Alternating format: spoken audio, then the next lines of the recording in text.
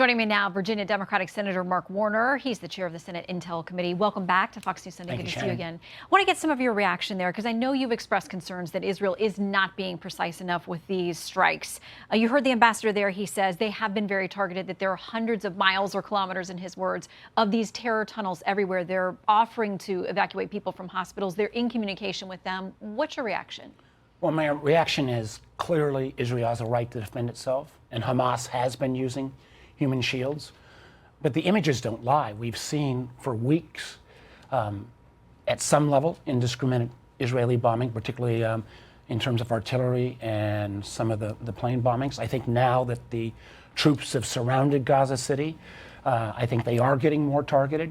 I think it's very important that these humanitarian pauses take place each time so that people can get to safety. But also, we've seen literally hundreds of folks with American passports be able to leave Gaza into Egypt. That's important as well. Because I think one of the things we have to realize is that clearly Israel has the military ability to take out Hamas. But this is also a battle about hearts and minds in terms of maintaining support for Israel in this country, in the world, and in the region. One of the things that a number of us pressed the Israeli government, and we've seen some positive response, stop turning away from the settler violence in the West Bank. I've had a fear for a long time. What happens if the Palestinian security services all quit and suddenly the West Bank would erupt as a second flank? And that's why I think Israel, we are holding Israel obviously to a higher standard than Hamas. It's a civilized nation. And that's why I think it's important, both the pauses and to make sure as much as possible they're targeting.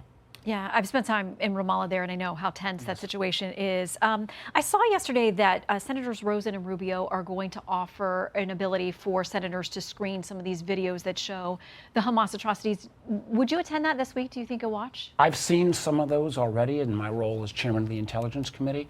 I hope to see the whole 40-odd minute. I think it is, they will be horrific images. I do think recognizing that you have got to protect the privacy of these families who've been so abused. But the more Israel can release some of this footage, the more they can, as they achieve their goals, for example, and declassify information to demonstrate that there are these tunnels under the hospitals, I think it's terribly important, because otherwise, what America sees and the world sees, only for the most part, is some of the obviously horrible images of now over 11,000 Palestinians killed. Let's talk about Iran. We had this image yesterday of Iran's president being warmly greeted in Saudi Arabia. There's this gathering with Arab and Muslim leaders denouncing Israel, calling for the International Criminal Commission to actually go after them for war crimes. And there have been questions about whether this administration is being tough enough on Iran. There have been several attacks by Iranian proxies on our soldiers in the region. Wall Street Journal editorial board writing this, it said, Iran isn't impressed by U.S. airstrikes. The confounding reality is that President Biden's weak responses to attacks on U.S. forces aren't deterring Iran and its proxies, which increases the risk of escalation. They also point out that the U.S. has not been cracking down on oil sanctions, Iran exporting to the tune of benefiting them tens of billions of dollars. Do you think the administration is handling Iran well?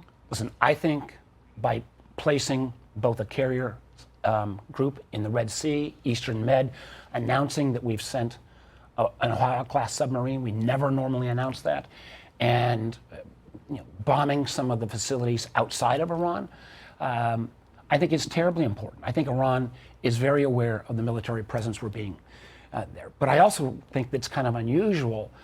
We saw the Republican debate earlier this week where everybody was talking about, let's go after Iran directly, which could literally lead to a widespread regional war. And the thing that I don't understand, again, from some of our Republican presidential candidates, is that they want to be tough on Iran, but they want to walk away from Putin's aggression in Ukraine. Who is Iran's biggest ally? It's Russia. Iran is providing the drones for Russia. The idea that we're going to allow a dictator to win in terms of Putin and Ukraine, and then not recognize there's a connection between Russia, between Iran, between Xi and President China in China, is, I think, short-sighted. And I do think, our focus is on the Middle East, our focus with the president in terms of meeting with Xi, but it would be a historic mistake if America walked away from Ukraine at this point. The very people who are criticizing the president now, no country would ever trust us again if we walk away from Ukraine.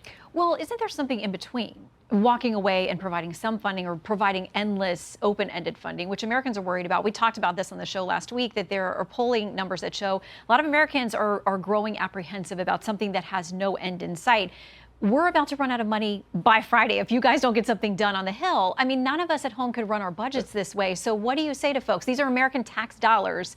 How we manage these priorities. Shannon, but the fact is, literally, combined with our European allies, who frankly are doing more on the humanitarian side and matching us virtually dollar for dollar on the defense side, an additional $60 billion for the whole balance of the fiscal year. And the Ukrainians have literally destroyed over half of Russia's military capabilities with not a single loss of an American soldier or NATO soldier.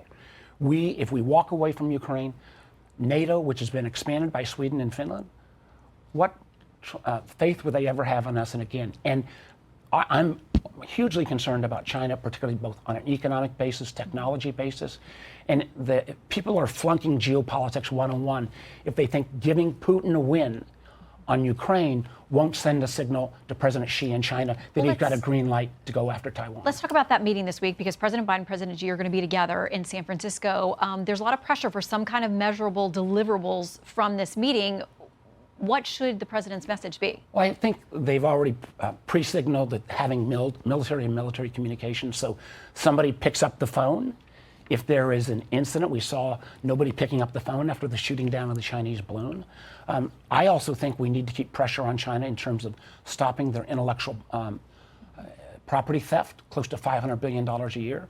And I hope what we will also do is rally other allies in the region, because candidly, as chairman of the Intelligence Committee, national security now is not simply who's got the most tanks and guns and ships and planes. It's who's going to win the battle for artificial intelligence, quantum computing, advanced telecommunications, 5G and beyond.